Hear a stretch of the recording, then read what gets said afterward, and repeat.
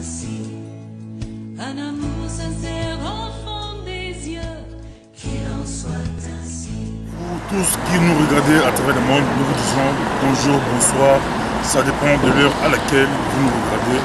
Nous sommes des missionnaires, comme on dit, ici en Europe, et surtout nous, la communauté africaine, comme aussi la communauté blanche, a été en mission en Afrique pour apporter la bonne nouvelle.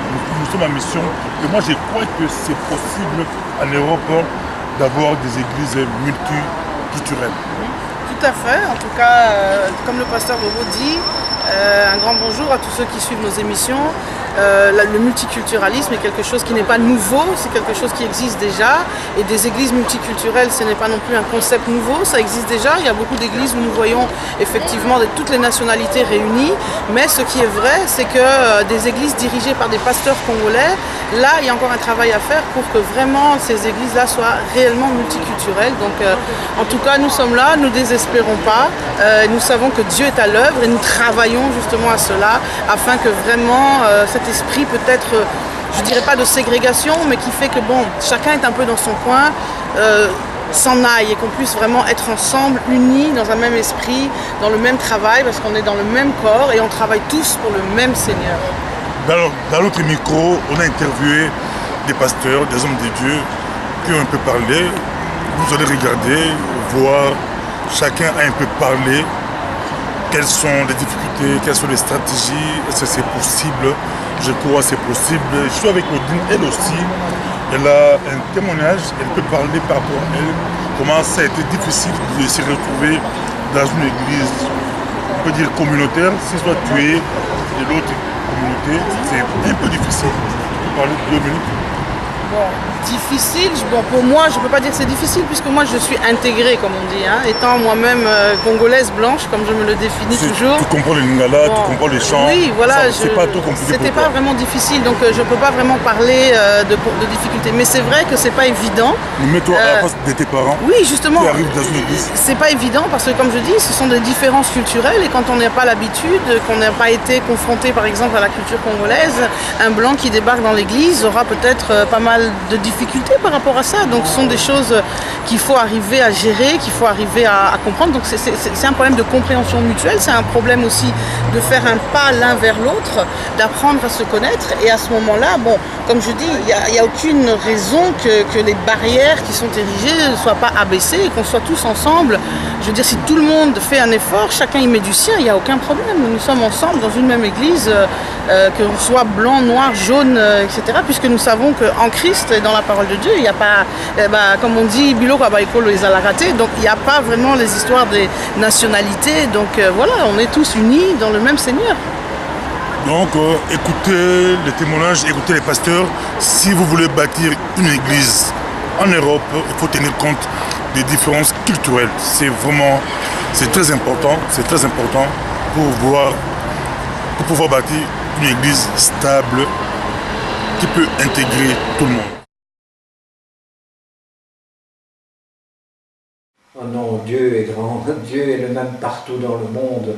Il donne son Saint-Esprit à tous ceux qui le cherchent et qui le désirent et qui ouvrent leur cœur. Je pense que l'Europe n'est pas plus difficile qu'ailleurs. Ce qu'il y a, c'est qu'il faut des gens qui ont l'appel pour travailler en Europe et qui n'ont pas simplement le désir ou l'opportunité, mais qu'il faut qu'ils se rendent compte que ça demande un équipement particulier, comme ça demande un équipement particulier pour le reste du monde.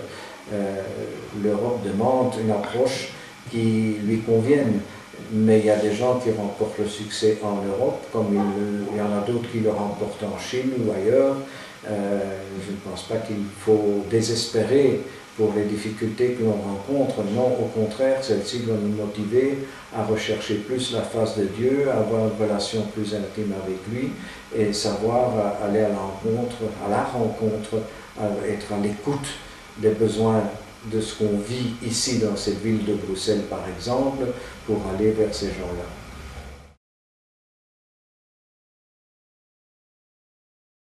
C'est qu'ils pensent qu'en utilisant la même technique qu'ils utilisaient dans leur pays d'origine, ils allaient pouvoir gagner des âmes ici à Bruxelles. Mais je crois que chaque nation a ses difficultés propres à son identité, et qu'il faut un minimum d'habilité spirituelle pour pouvoir atteindre les gens du pays dans lequel le Seigneur nous a amenés. Si c'est bien lui qui nous y a amenés, ça c'est un point d'interrogation pour moi.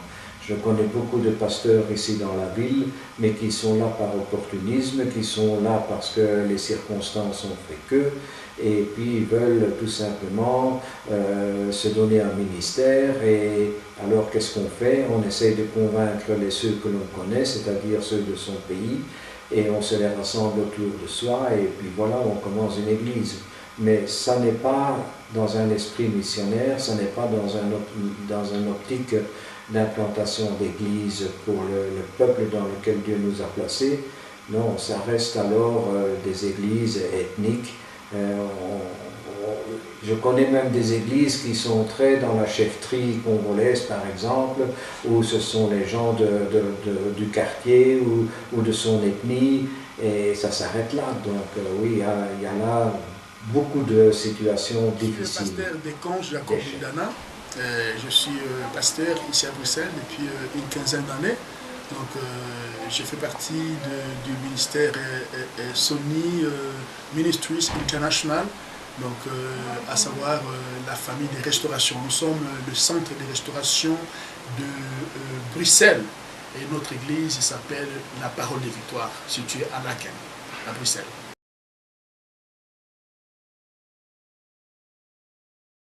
Beaucoup de pasteurs, mais qu'est-ce qui fait que c'est difficile d'avoir des églises multiculturelles? Ah d'accord, bon, les églises multiculturelles ne s'improvisent pas. Donc c'est une grande démarche, pasteur Bobo.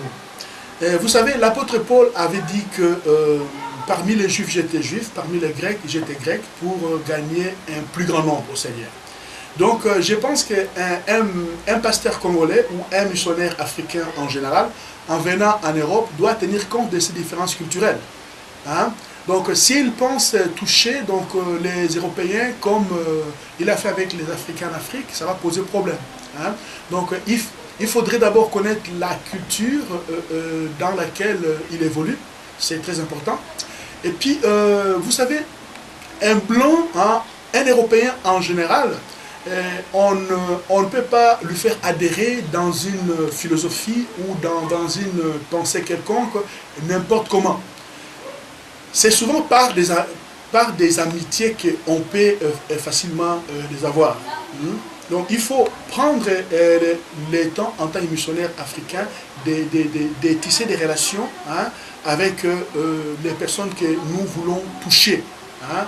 Ils aiment tout ce qui est culturel. Donc si nous les rapportons directement la Bible à l'état pur, tel que comme nous l'avons fait en Afrique, ça va poser problème. Donc nous allons nous heurter contre une barrière très importante. Donc il faut prendre le temps. Vous savez, si un jeune européen arrivé en sixième des humanités n'a pas eu des amis jusque-là dans sa vie, c'est certain qu'il n'en aura plus jamais. Parce que eux, les amitiés ne s'improvisent pas.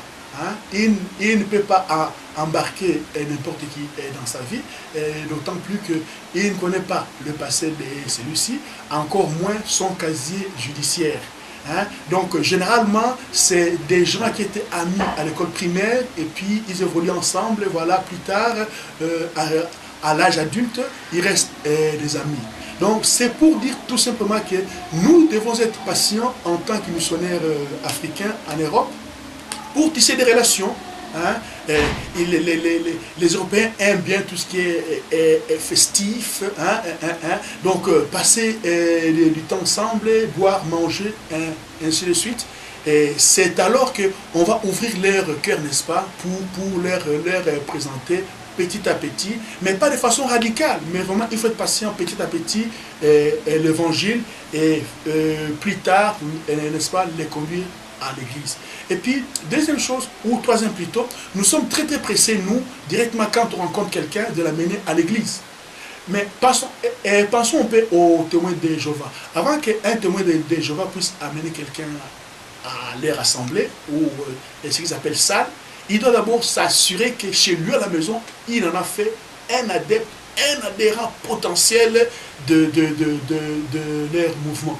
donc témoin de Jéhovah. Il va te rendre visite semaine après semaine, mois après mois. C'est seulement quand tu es convaincu que vraiment tu as adhéré à leur philosophie ou à leur doctrine, c'est alors qu'il va t'amener à la salle.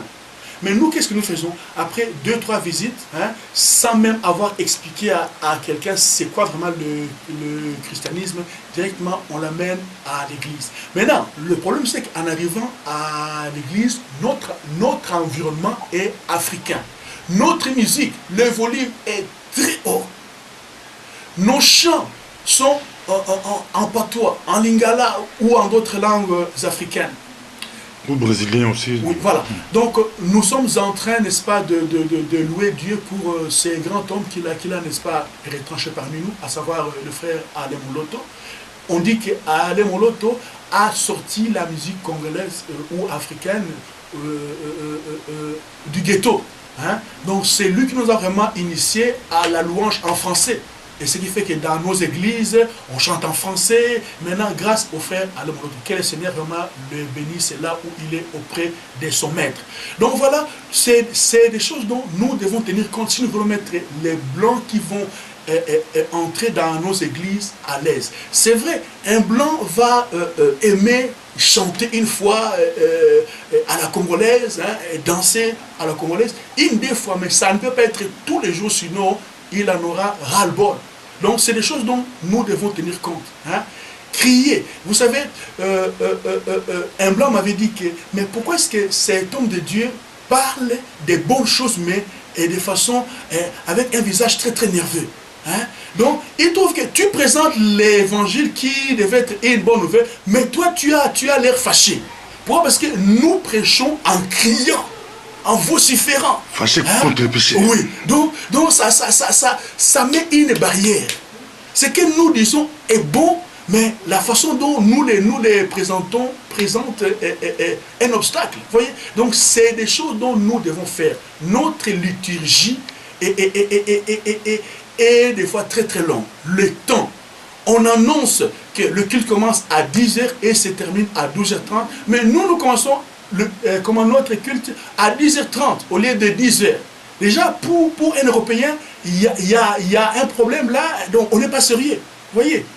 Et puis, au lieu qu'on puisse terminer à l'heure qui était prévue, on va terminer 1 heure plus tard. Si eux au moins fonctionnent avec l'heure. Nous, bon, si l'heure si nos montres sont dans nos poches, bon, gloire à Dieu, mais en tout cas, leur montre est sur leur poignet. Vous voyez ça? Donc, c'est très important vraiment que nous puissions être fidèles à l'heure. L'utilisation des temps est un problème majeur pour les Européens. Donc, voilà. Et puis, dernière chose que je dois évoquer, malheureusement, il ne faut pas se voiler le visage si je dois dire que les Européens ont quand même un complexe de supériorité. Donc pour certains Européens, ils trouvent que bon, être dirigé par un Africain, par un black, ne lui convient pas. Donc bon, tu verras que bon, il va certainement claquer la porte ou aller chercher ailleurs où il va trouver, où il va se retrouver racialement. Vous voyez ça? Donc bon, ça c'est malheureux. Et malheureusement, à ce niveau-là, le missionnaire africain n'est pas responsable. Je pense que c'est à nos frères européens de travailler leur âme et leur esprit. Donc comprendre que Dieu n'est pas un Dieu raciste ni tribaliste. Maintenant, je dois aussi compléter en disant que c'est vrai qu'il y a un phénomène de ségrégation. Je ne dis pas forcément racisme, parce que tous les gens qui sont pour la ségrégation ne sont pas forcément des racistes. Donc j'aimerais préciser cela. Par là, qu'est-ce que je veux dire? Que certains blancs, certains Européens trouvent les églises comme des clubs qui leur sont réservés. Ce qui fait que quand ils se voient envahis dans ces clubs-là par les Africains, par une arrivée massive des Africains, ils vont chercher ailleurs. Moi, je connais des églises blanches au départ à Bruxelles, je ne les cite pas, et vraiment qui sont blanches, mais au fur et à mesure que les Africains arrivaient, avec un pasteur blanc, devant, avec un comité blanc, mais au fur et à mesure que les familles africaines arrivaient à l'église, en masse, ces blancs-là fermaient bagage, hein, donc ils s'en allaient ailleurs. Mais donc, je crois que c'est vice-versa. Est-ce que les Africains aussi sont prêts à recevoir dans leurs églises les blancs qui arrivent parce que non, ça perturbe les chants, ça perturbe tout. Bon, si 20 blancs arrivaient dans une église où on chante en lingala, on met le volume, ça perturbe aussi la communauté africaine. Bon, c'est vrai, vous avez raison dans une certaine mesure, mais dans un premier temps, je dois dire que je pense que plutôt les Africains sont contents quand ils voient arriver les blancs. Mais adapter leur culte, ils n'arrivent pas à adapter. Et maintenant, ça, c'est une autre paire de manches. Maintenant, quand on leur demande, n'est-ce pas, donc, bon, ça, on en a parlé. Donc, à l'entrée de jeu, donc, j'en ai parlé. L'adaptation culturelle, que nous devons modérer notre volume. Volume de... Je pense qu'il y a peu d'onction, volume, voilà, tout à fait. Moi, je connais une église en Anvers où le pasteur m'avait carrément dit que écoutez, les fidèles m'ont dit que papa, tu veux vraiment tuer l'œuvre à cause des deux blancs qui arrivent. Hein? On ne chante plus bien, il n'y a plus de la vie, et ainsi de suite. Merci beaucoup, pasteur.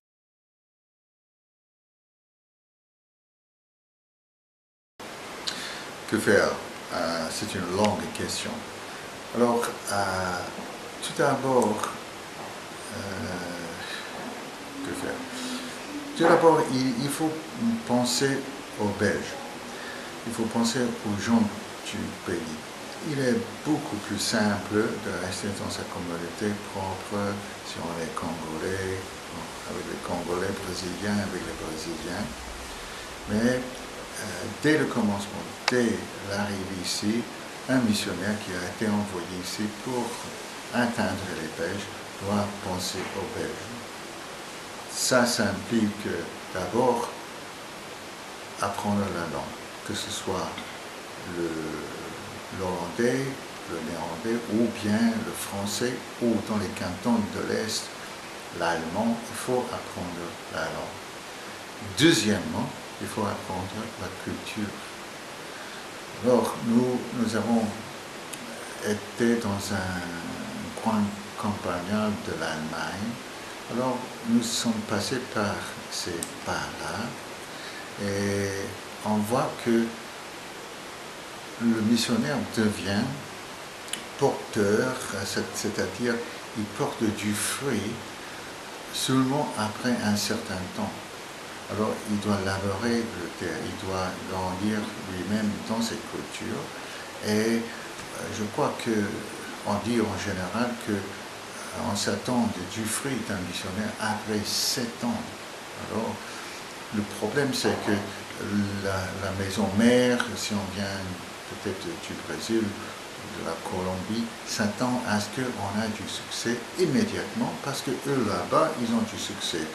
Il y a un réveil au Congo, alors il doit y avoir un réveil avec nos gens en Belgique. Mais les conditions en Europe sont tout à fait différentes. L'Europe, c'est comme une pierre dure. Alors, il faut du temps pour casser la pierre pour atteindre le centre.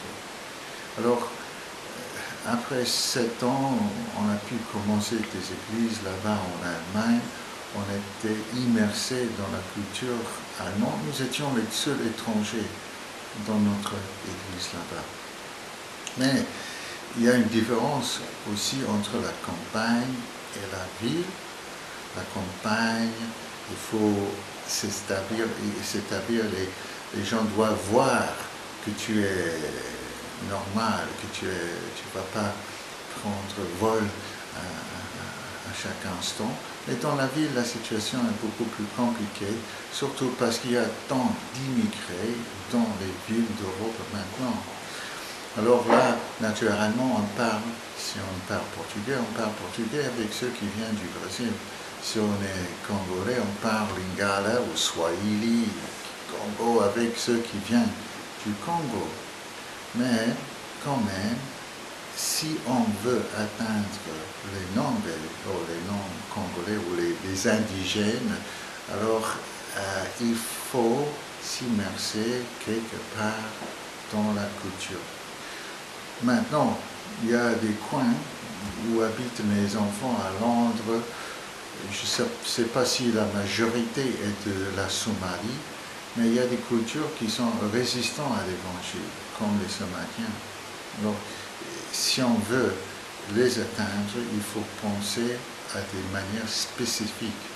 Mais la simple réalité, c'est si on transpose un culte quiconque de Kinshasa à Londres, à Bruxelles, et on s'attend à ce que les Blancs viennent, alors on va attendre. Je comprends bien. Il est bon d'avoir une peau blanche parfois.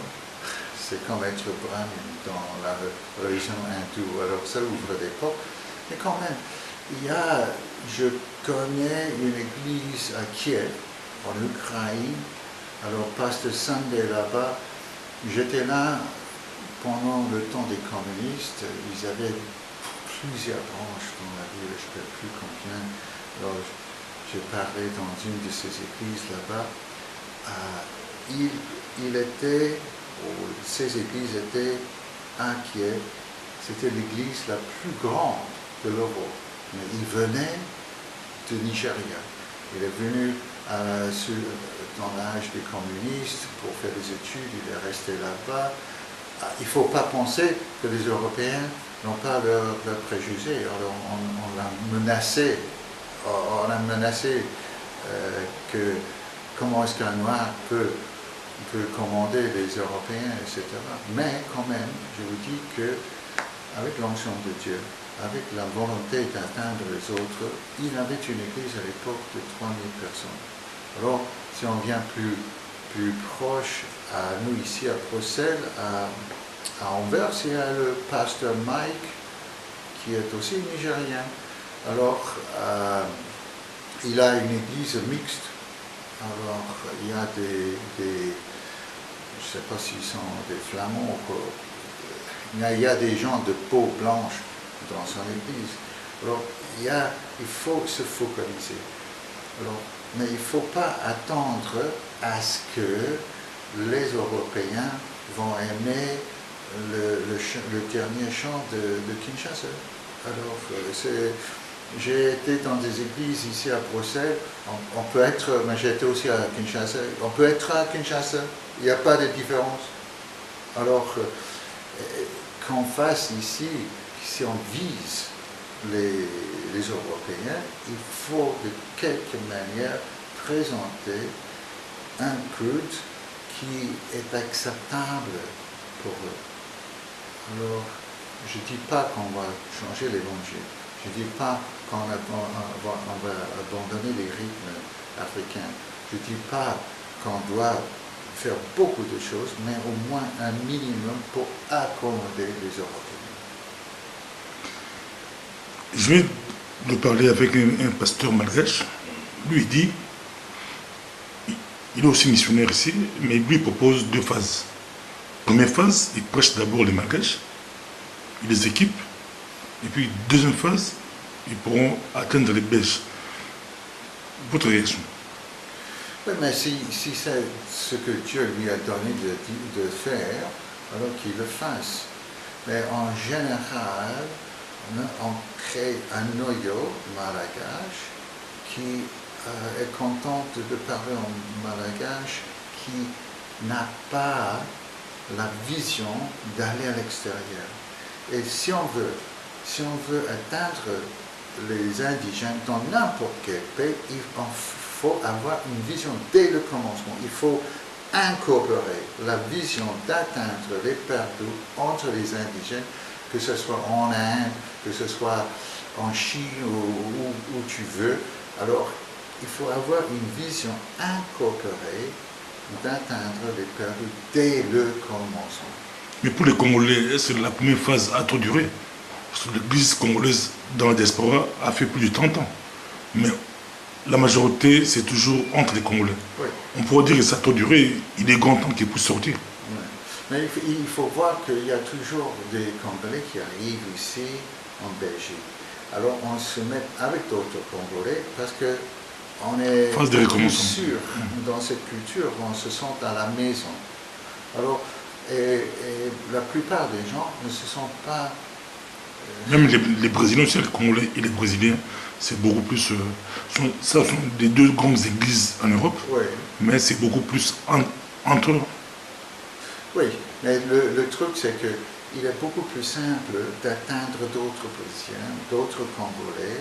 Alors c'est à la fin, on arrive avec une église, on a des églises ici de 500, 600, 700 de Congolais. L'église la plus grande de la Belgique, elle est congolaise. Alors, mais comment est-ce qu'on va faire introduire un Européen là-dedans? Pour moi, il est évident que les pasteurs, les gérants de ces églises ont fait le choix d'aller avec les Congolais. Mais je ne les culpabilise pas, c'est une bonne idée. Les Congolais doivent aussi recevoir l'évangile.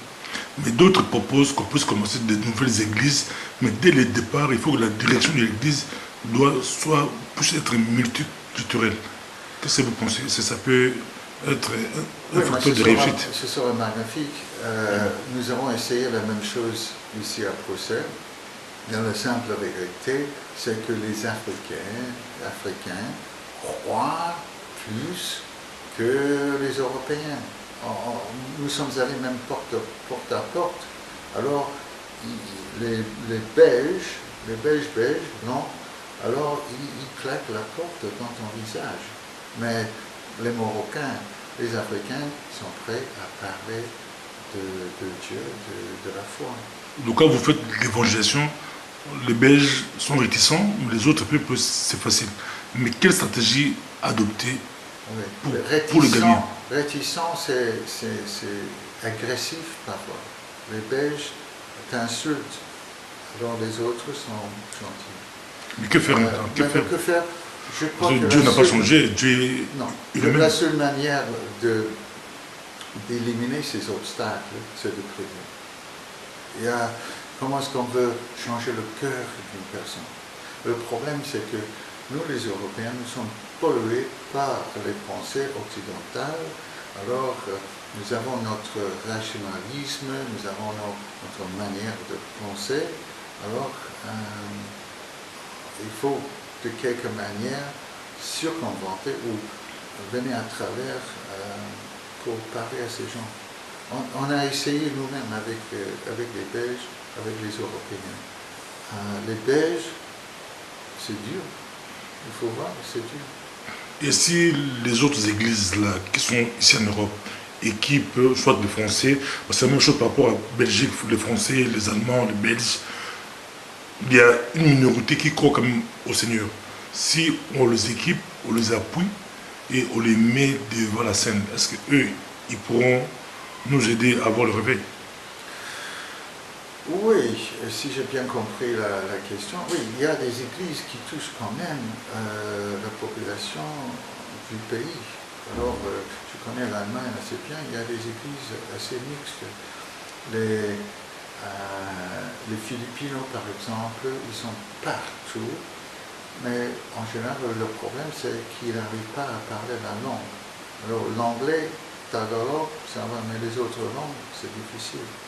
Mais je crois vraiment si l'extérieur, le monde extérieur, peut voir une espèce d'unité entre les églises en extraction de la nationalité de la personne, qu'ils peuvent être plus encouragés à venir. Pour terminer, la théorie de séparer mais égaux. Donc, séparer mais égaux. Que chaque communauté puisse prier dans son coin, on va tous se retrouver au ciel. Ça marche. Oui, mais c'est vrai, mais ça dépend de la manière de regarder. Si on est une petite forteresse, congolaise, brésilienne ou philippino, et on veut garder le monde à l'extérieur, okay, que chacun prie dans son quartier, mais ma vision de la communauté chrétienne, c'est que nous sommes une espèce d'armée spirituelle, on n'a pas des armes de guerre dans cette manière, nous sommes une armée chrétienne qui doit aller à l'extérieur pour conquérir le pays. Merci beaucoup. Quel conseil pouvez-vous donner aux chrétiens, aux pasteurs qui vous regardent à ce moment-là par rapport à la mission ici en Europe? Wow. Je crois que vraiment il faut entendre de Dieu. Alors ça ne vaut pas la peine de commencer quelque chose qui va terminer en 2-3 semaines ou 2-3 mois si on n'a pas entendu de Dieu tout d'abord. Alors ça c'est la première chose. Et la deuxième chose, ce sera de prier que Dieu montre à ce pasteur le domaine où il doit fonctionner. Alors, quel est le peuple que je dois atteindre? Alors, si on veut avoir un peuple qui est difficile à atteindre comme but, alors il faut penser aux riches. On aimerait toujours avoir des riches dans les églises, mais même si c'est congolais ou autre, mais les riches ne se convertissent pas. Ils sont un peu comme les Européens. Ils utilisent leur richesse à mettre du lait entre eux et l'évangile. Mais là, il faut prier. Il faut absolument prier que le Seigneur ouvre les portes. Alors nous prions régulièrement que le Seigneur nous ouvre les portes et les cœurs. Dans votre dernière intervention au micro du pasteur Bobo, vous avez expliqué la théorie de la deuxième génération. La deuxième génération des enfants des immigrés qui sont nés ici, c'est eux qui pourront faire les jobs ou les boulots. Oui.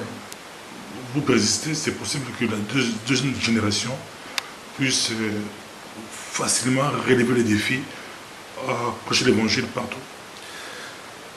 Oui, si leurs parents, la deuxième génération, nos enfants sont comme des flèches. La Bible, dans les psaumes, dit un enfant c'est comme une flèche, on doit le viser bien, on doit avoir un cible.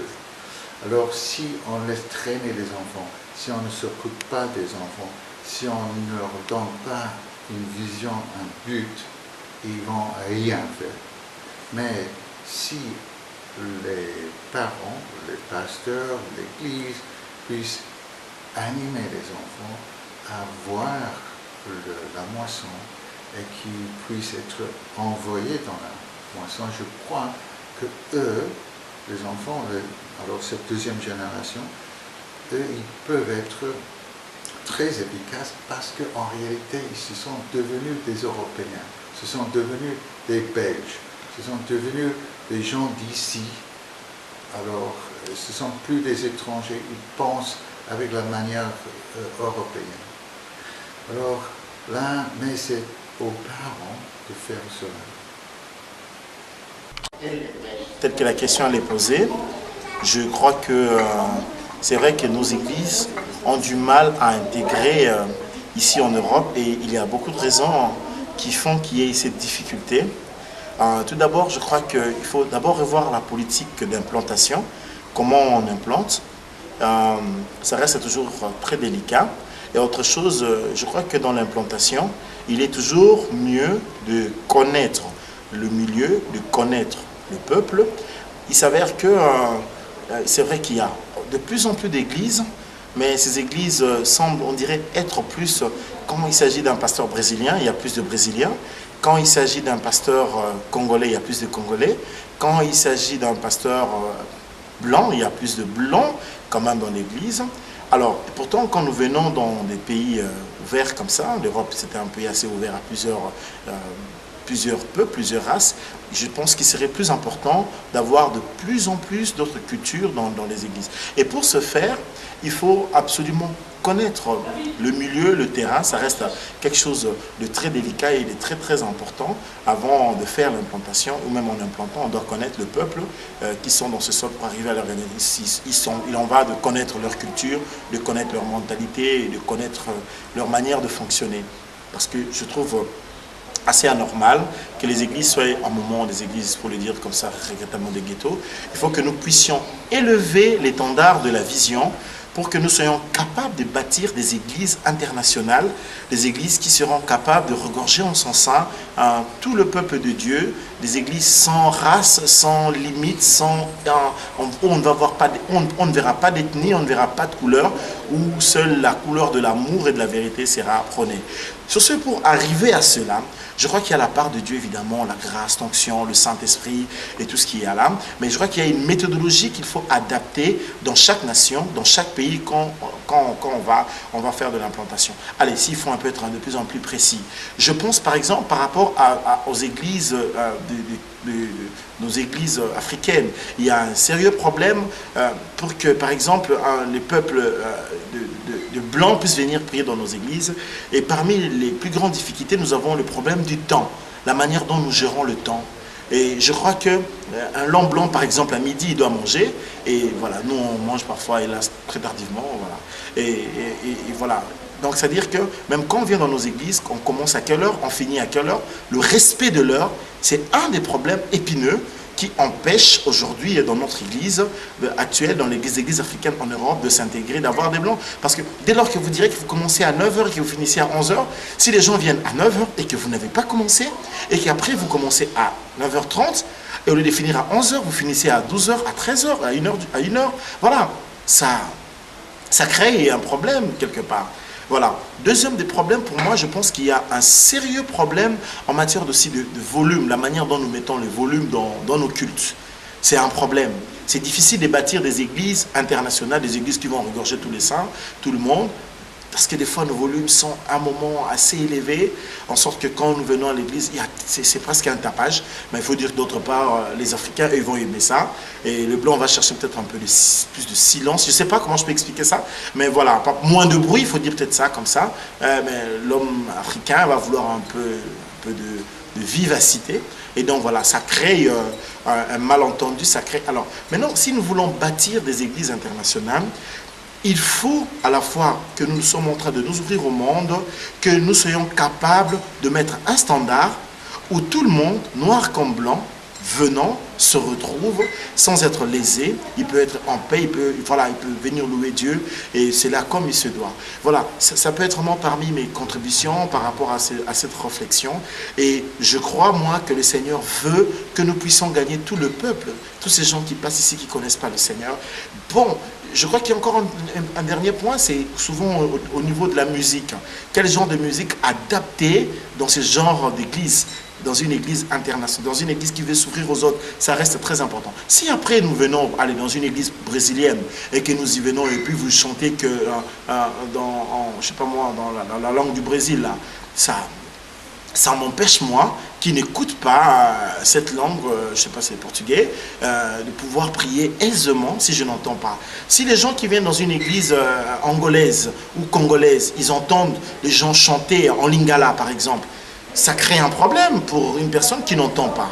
Bon, voilà, il faut qu'on arrive à mettre un standard où la musique qui sera prestée, ou même le prédicateur qui va, une langue qui va être parlée, une langue dans laquelle tout le monde pourra se retrouver sans pour autant se sentir discriminé.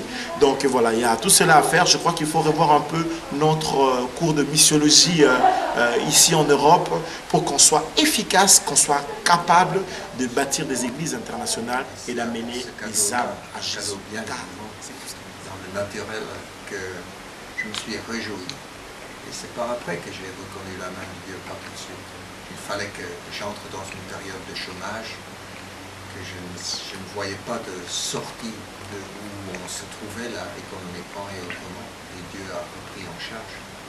Pas toujours bien, je dis ça d'une façon belge, de la façon humaine, mais bon, je vis, ma famille va bien. Mon épouse n'est pas là avec moi pour travailler ceci, mais là elle a aussi une autre attitude.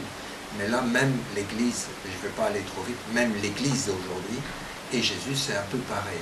Nous sommes l'épouse, mais ce qu'on comprend c'est que Jésus dit. Aujourd'hui moi je cite beaucoup plus que l'histoire d'Ishmaël, je cite les paroles dans la bouche de Hajar, sa mère, qui dit c'est ici que le Seigneur m'a vu, il m'a bien regardé, il m'a béni. Implicitement, il m'a béni. Est-ce que moi je comprends bien ce qu'il a pour moi? Cette parole qui a été donnée aux Ishmaélites, est pour nous aussi aujourd'hui valable, aussi valable, à cause de Ézéchiel 16 jusqu'à 20. Est-ce que c'est possible de gagner des Belges au Seigneur? C'est possible? Ils y étaient en partie. Et il y avait une culture chrétienne. L'Église catholique était pleine quand j'étais un enfant. Il y a des hommes qui disent que ce n'était pas valable, ils n'étaient pas nés de nouveau. Bah, c'est très difficile, même dans une situation où on connaît bien la parole nouvelle naissance, de distinguer, de discerner si la personne ou l'Église agit dans cette nouvelle naissance. Ce n'est pas, pour moi, belge né de nouveau, missionnaire, vraiment envoyé dans toute la puissance de Dieu, évident de voir. Donc je ne vais pas dire des choses crues, mais il y a une difficulté à ce niveau-là. Il faut que l'homme soit dans cette continuité de parler à Dieu et d'écouter Dieu chaque jour de sa vie. Si tu ne lis pas, si tu ne partages pas cette parole, pas seulement par des paroles, mais par des actions de grâce qu'on dit, ça c'est catholicité, mais c'est valable pour tous, hein, des choses qui viennent de Dieu, qu'on n'a pas toujours peut-être envie de faire, ou des choses qu'on aime faire. Mais c'est clair qu'on le fait, même quand on dit on jeûne pas pour Dieu, on jeûne pas pour Jésus, on jeûne pour soi-même. Quand on fait le bien, est-ce que Dieu est servi? Oui, quelque part il est servi, mais il n'a pas besoin de nous. Il a décidé de nous faire confiance.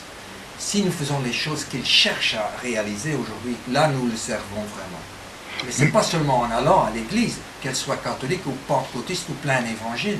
Je ne vois pas de différence dans le fonctionnement à un certain niveau. Mais selon vous, le refroidissement de l'Europe est venu comment?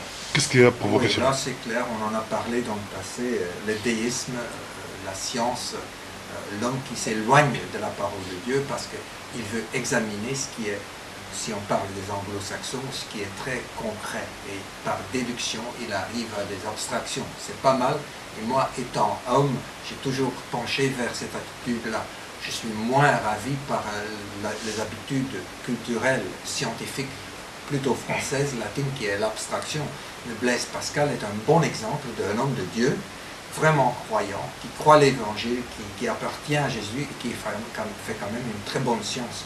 Donc on ne peut pas dire que c'est la science ou que c'est l'argent. Si tu l'appliques mal, si tu te laisses posséder par ton ventre, que ce soit l'argent, que ce soit une science quelconque, tu vas finir par mal marcher. Selon vous, quelle est la culture que les missionnaires qui débarquent de partout, que ce soit l'Afrique, l'Amérique du Sud, doivent apprendre de Belge? Quelle culture de Belge? On en a parlé. Ceux qui sont allés au Congo et qui ont été efficaces au début, on ne parlait pas du Congo, c'était un territoire vierge. Il n'y avait que du blanc sur cette carte pour l'intérieur de l'Afrique. C'est aimer les gens qu'on trouve, essayer de comprendre. Saint François, il disait, et on cite ça beaucoup, pas seulement en Europe, mais beaucoup plus en Angleterre, pas tellement être compris, mais vouloir comprendre. Et les choses ne sont pas simples. Si on fait un petit moment de philosophie, et je ne suis pas philosophe, je ne le crois pas du tout, parfois on a des attitudes un peu en recul qui peuvent, on appelle ça philosophique, mais on dit il y a la complexité. Il ne s'agit pas de sursimplifier la complexité et de faire donc une simplification de ce côté-ci de la complexité, mais il s'agit de bien examiner à ton niveau, chacun de nous, la complexité qui est devant nous, en nous, autour de nous, parce que la vie, elle est simple d'un côté, mais il y a une grande complexité dedans, et aller au-delà alors, et là on peut simplifier. Quand on a bien regardé, on a bien apprécié, on a saisi ce que Dieu nous dit, et ce que les hommes nous disent. Et donc, parfois on te dit des choses, mais on veut dire, surtout en Belgique, l'inverse. Donc il faut apprendre à connaître la personne et la culture, et être là à côté de ces gens, parmi eux, pas dans leur monde, séparés de leur monde, mais avec eux, parce qu'on est humain. Et là, aimer, être aimé, donner, recevoir. Et on va recevoir aussi bien qu'on donne, je crois. Ça, c'est une réalité. D'abord, apprendre la culture et évangéliser après. Souvent, les gens commencent par évangéliser, mais ne comprennent pas la culture et ça complique. Tout commence par l'évangile. Tout commence par l'évangile. À ton niveau, saisis bien l'évangile. Après, observe bien comment les choses se passent. Et moi, je suis tout à fait sûr que Dieu peut rendre un Congolais ou un Marocain, ça existe aussi, ou un Algérien analphabète. Un analphabète, il peut l'utiliser avec beaucoup plus d'efficacité et puissance qu'il peut m'utiliser s'il choisit de le faire comme ça. Mais donc, pour chacun de nous, d'être homme parmi les hommes. Il y a beaucoup de Congolais ou des Marocains ou des Brésiliens ou des Romains qui ont des grands diplômes, mais qui n'arrivent pas à gagner les Occidentaux au Seigneur. Oui, et ce qui est un peu pire, on peut avoir une église avec du succès, avec tous les signes de Weltkenmerkel, de signs of, d'une église efficace, soi-disant plein évangile. Mais si on n'aime pas les gens, si on n'est pas parmi eux, hein, ça a été dit et prêché dans l'église des messagers, si je peux la mentionner, toute cette histoire de, est-ce que c'était bien Élisée, je le crois, et la veuve du prophète qui est restée avec son enfant, elle va chercher chez les voisins des cruches vides pour remplir avec l'huile que Dieu lui donne. Là, c'est dans le naturel, mais pour nous, c'est pas dans le naturel, c'est dans le surnaturel. Hein? C'est-à-dire d'autres choses qui sont exprimées par l'huile, que Dieu te fait réaliser ce que c'est cette huile, ce qu'elle peut vouloir exprimer. Merci. Mais elle est disponible aux gens, les gens sont disponibles quand elle va vers elle. Il se rappelle aussi que son mari a béni le voisinage, le pays. Et ils sont prêts à la bénir, même si ce n'est que le près d'une cruche vide. Bonjour, pasteur. Bonjour, pasteur. Je rappelle que vous êtes missionnaire dans votre propre pays. Comment expliquer cela? Aucun homme, cela a un peu de sens, le fait de lui-même. Même l'évangile ne suffit pas pour nous le faire faire. Il faut la nouvelle naissance. Mais au-delà de ça, il faut surtout la continuité, le renouvellement de cette nouvelle naissance dans le jour où on est. Paul et Pierre, Simon-Pierre, tous les deux disent dans leurs lettres, je ne connais plus Jésus charnellement, je ne le connais plus dans le naturel, je le connais d'une autre façon. Et des hommes l'ont écrit comme de l'intérieur.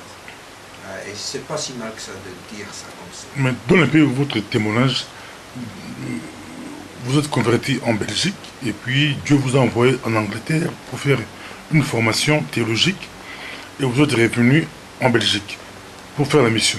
Explique un peu. C'est Dieu qui m'a persuadé de revenir en Belgique avec des moyens naturels. Mais je l'ai reconnu pas. Donc quand je suis arrivé, j'ai trouvé un pays qui m'a, comment dire, j'ai trouvé un pays avec un paysage de l'église qui était spécial, je crois. Spécial, je dirais spécial. Mais tout de suite, je me suis retrouvé dans un cadre où je ne me suis plus. Et je suis resté là-bas pendant quelques années. C'était le centre évangélique qui était à l'époque tout près sur la rue Joseph Classe, avec le pasteur Amitié. C'est quelques mois Amitié après, de nationalité belge. Oui, Alfred Amitié. Et quelques mois après, l'église a déménagé là où elle est maintenant, sur l'avenue Van Boxen. Je répondrai par rapport à l'église que j'ai connue, c'est la première église que j'ai connue. C'était un pasteur admirable, un pasteur pionnier lui-même ici en Belgique, qui a beaucoup travaillé au niveau de la Belgique dans le cadre des assemblées de Dieu. Alfred Amitié, un professeur de théologie au CTS. Donc voilà, c'était vraiment un pasteur admirable. L'église était pleine de Belges. C'était une église à majorité belge. Et là-dedans, il y avait un aîné qui était arrivé une année avant moi. C'est mon grand frère, mon aîné, le pasteur Laurent Tipengue, qui était venu justement pour faire ses études de doctorat, ses recherches de doctorat en sciences économiques. Mais qu'est-ce qui s'est passé plus de 20 ans après? Aujourd'hui, des églises communautaires ont émergé, des églises congolaises, brésiliennes et autres. Mais l'église belge elle-même, on ne le voit pas. L'église, comme a écrit un auteur, l'église c'est un corps vivant. Donc c'est un corps qui doit se développer, qui doit croître en maturité. Et je pense que quelque part l'église doit avoir une vision et des ambitions. Nous croyons en Dieu et donc tout est possible à celui qui croit. Mais notre problème à nous, selon moi, c'est que quelque part nous constituons une force, mais en même temps il y a en nous des germes de faiblesse. Et c'est surtout les faiblesses qui prévalent sur ce qui pourrait faire notre force. C'est ce qui nous affaiblit.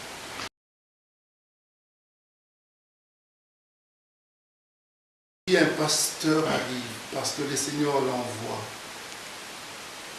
et qu'il débarque en Belgique, la première des choses, je crois qu'il doit garder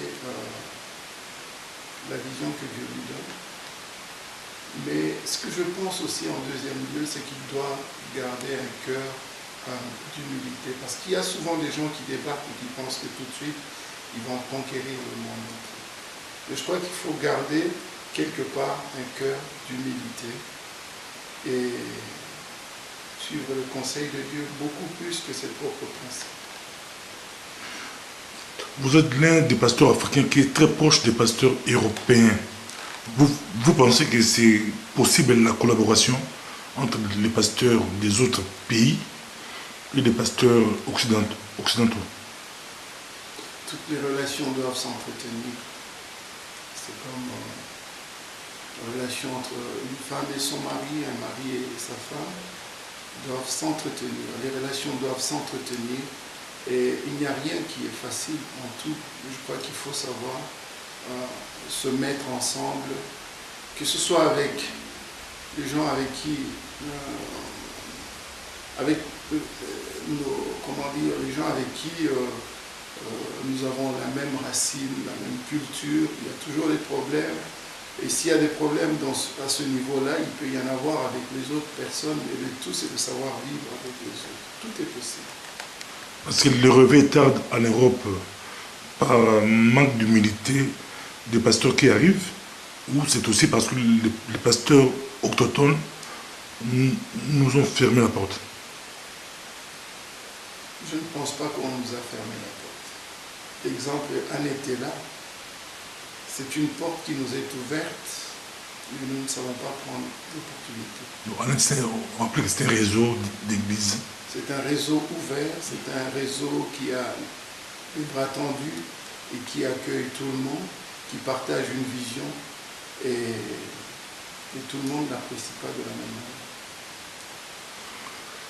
Parlons un peu de la deuxième génération. Les pasteurs dont je aime parler de la deuxième génération, des enfants qui naissent ici, c'est eux qui pourront faire le job. Êtes-vous d'accord avec le pasteur John? Ils seront plus près de la réalité culturelle d'ici. Ils peuvent le faire, mais tout dépend de quelle préparation, de quel bagage ils ont reçu. Et c'est là que, pour moi, se pose le problème. Est-ce que nous sommes à même de leur communiquer la bonne chose? Mais comment les équiper? Parce que quand on voit ici, la majorité des églises ici en Europe, c'est les jeunes qui s'occupent de la louange, des équipes de louange, mais les chants, c'est beaucoup plus de chants communautaires. Comment expliquer? C'est ce que je dis, qu'est-ce qu'on leur a transmis, qu'est-ce qu'on leur a donné? Par contre, je vois aussi qu'il y a des églises où les jeunes ne se sentent pas à l'aise avec cette situation. À l'époque, vous dirigez l'église à Bruxelles, vous avez mis en place une stratégie où on voyait beaucoup d'Européens qui commençaient à arriver à fréquenter l'église où vous dirigez. Croyez-vous que c'est possible d'avoir des églises mélangées ici en Europe? Tout à fait. C'est possible. C'est possible. Je le crois vraiment de tout le Belge ou les autres nationalités qui se trouvent ici, ce sont des hommes comme nous qui ont un cœur, qui ont des besoins. Et je pense que nous avons tous des besoins. C'est possible de nous retrouver ensemble. Mais le problème qui se pose aussi, quand on fait un mélange de communautés, on est obligé d'adapter le style de musique ou de la prédication. Or, la partie qui est majoritaire, souvent, se plaignent. Parce qu'il ne faut pas commencer des églises nouvelles avec une nouvelle vision, une nouvelle stratégie, ou bien adapter des grandes églises là. Je suis d'accord avec vous que adapter, c'est plus difficile que de commencer avec un fondement et une vision qui est orientée dans une certaine direction. Comme par exemple ici, puisqu'il s'agit de travailler avec des gens d'horizons divers, il faut avoir un noyau qui est préparé à ça, qui s'est enrôlé dans cette vision, qui sait où elle va. Il faut un noyau de gens qui savent où ils vont et qu'est-ce qu'ils sont occupés à faire. Et il faut combien de temps pour préparer le noyau? D'autres disent 7 ans. 3 mois, 6 mois.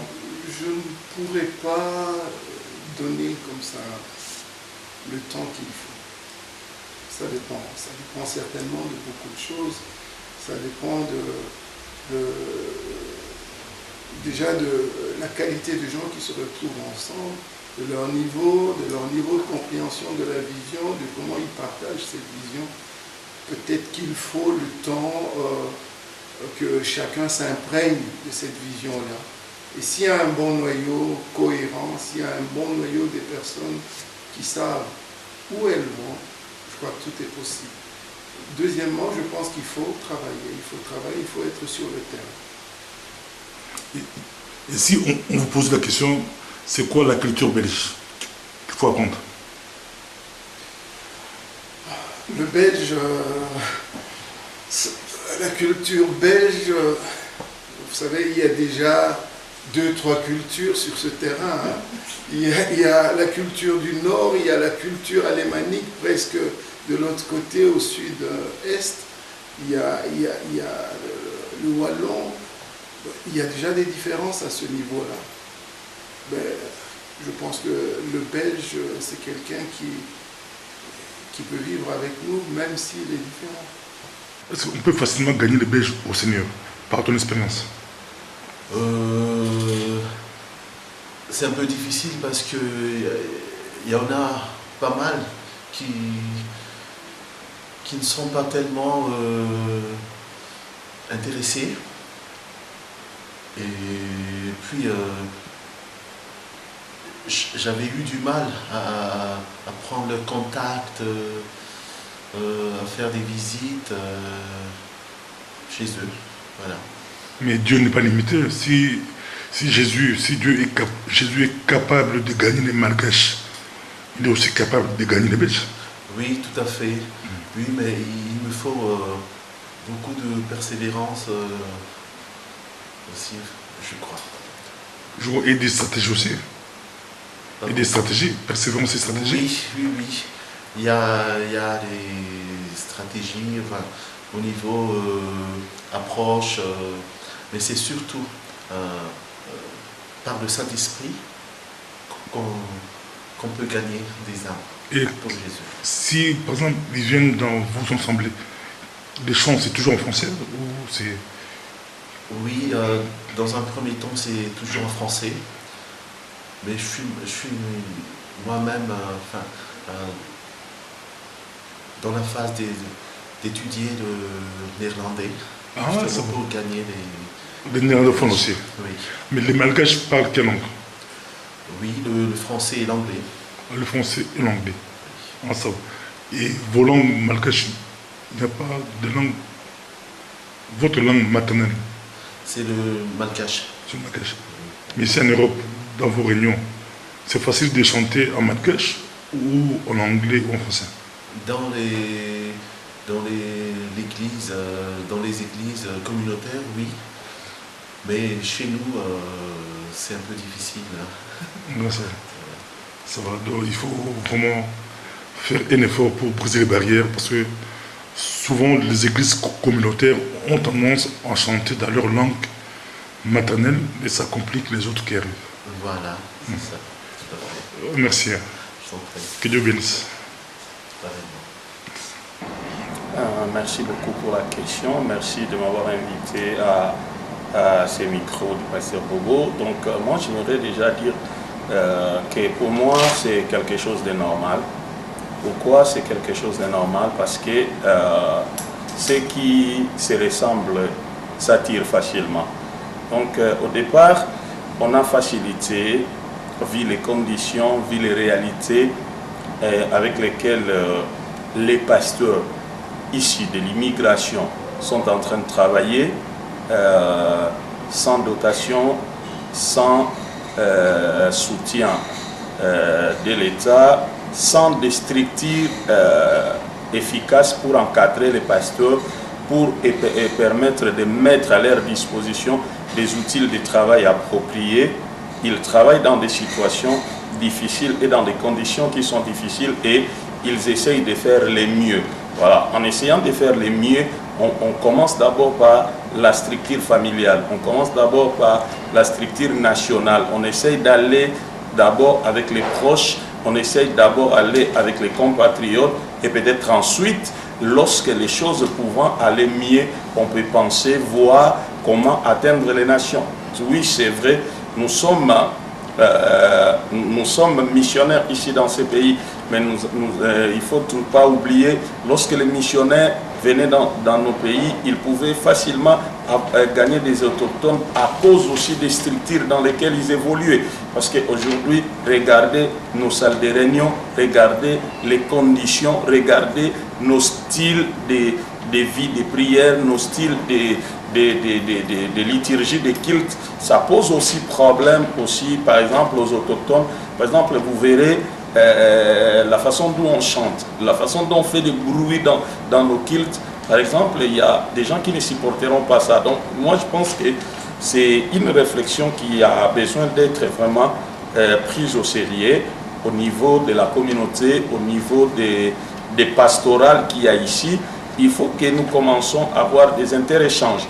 Tout cela pour bousculer les frontières entre les autochtones et les allochtones. Il faut aussi que les autochtones, les pasteurs autochtones nous acceptent afin qu'on puisse travailler ensemble. Il faut qu'ils acceptent qu'on aille travailler aussi dans leurs églises. S'ils ne nous ouvrent pas la porte, parce que nous sommes ici missionnaires pour aider les pasteurs autochtones qui sont là. Donc maintenant, si ils ne nous ouvrent pas les portes de leurs églises pour qu'on soit aussi accepté par leur communauté, je crois qu'en créant des relations avec eux, nous pouvons facilement, par ces relations, atteindre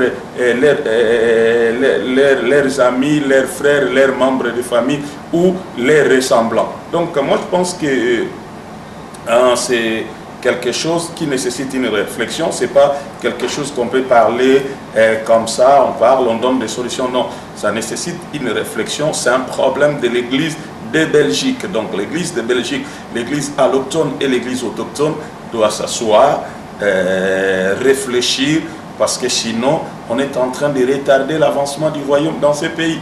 Le royaume de Dieu doit avancer et pour que ce royaume avance, on doit venir ensemble et essayer de faire quelque chose. Les problèmes ne se trouvent pas auprès du Seigneur, c'est beaucoup plus à notre côté. Parce que quand le Seigneur avait donné la commission dans Matthieu 28, 19, si je ne me trompe pas, il avait dit « Allez faire de toutes les nations les disciples ».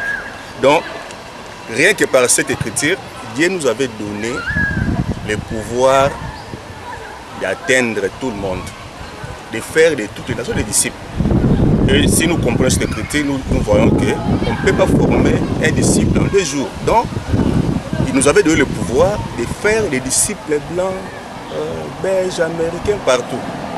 Donc le problème, la solution, c'est d'abord, nous devons croire d'abord l'écriture. Parce que quand Dieu dit une chose, il donne c'est déjà accompli. Quand le Seigneur avait dit à cette femme-là, va et ne pêche plus, et cette femme-là, la parole de Dieu est une puissance. Automatiquement, cette femme n'avait plus péché. Sa vie était changée. Donc, nous devons voir d'abord l'Écriture, et après avoir cru l'Écriture, nous devons avoir la vision de se planter en Europe. Nous aimons commencer à l'heure qui est déterminée. Nous sommes là toujours 5-10 minutes avant l'heure pour être sûr, donc respect de l'horaire, c'est important pour nous. Ensuite, nous aimons bien savoir la ligne de conduite qui va être prise et nous demandons aux gens de participer à la réunion de prière, de venir avec leur sujet, mais pas privé. La réunion de prière, c'est elle est dirigée pour la nation, elle demande des sujets qui concernent la nation. Donc on demande des gens de réfléchir, de prier pour les hommes politiques, pour le Premier ministre, pour le roi, la reine. Ce sont des sujets qui sont brûlants à l'heure actuelle. Et donc là, on cherche des spécificités de sujets très pointus. Et par rapport à l'argent, comment vous faites pour récolter l'argent facilement? Comment le pasteur pourrait faire pour récolter l'argent? Parce que dans d'autres pays, on peut faire l'appel des fonds qui a 10 000 euros, qui a 5 000. Non, nous ne fonctionnons pas dans ce style-là. Et ça, c'est un peu ma conviction personnelle. Quand je parle de l'argent, je parle de donner avec un cœur léger, un cœur généreux, avec joie, mais ça n'est pas lié à un légalisme d'une dîme. Je ne suis pas un convaincu que la dîme se retrouve après la grâce de la victoire du Golgotha, mais que c'est plutôt une conviction personnelle et ça dépasse bien souvent ce que la légalité demande. La dîme, ça veut dire un 10%, mais un 10% de quoi? De mon temps, de mon argent, de ma voiture, ou comment définir ce 10%? Quel est mon gain? C'est sur le brut, c'est sur le net? Tout ça sont des discussions. Moi, je préfère parler du don de générosité. Je donne parce que je suis convaincu qu'il faut donner et je le donne avec plaisir et avec joie.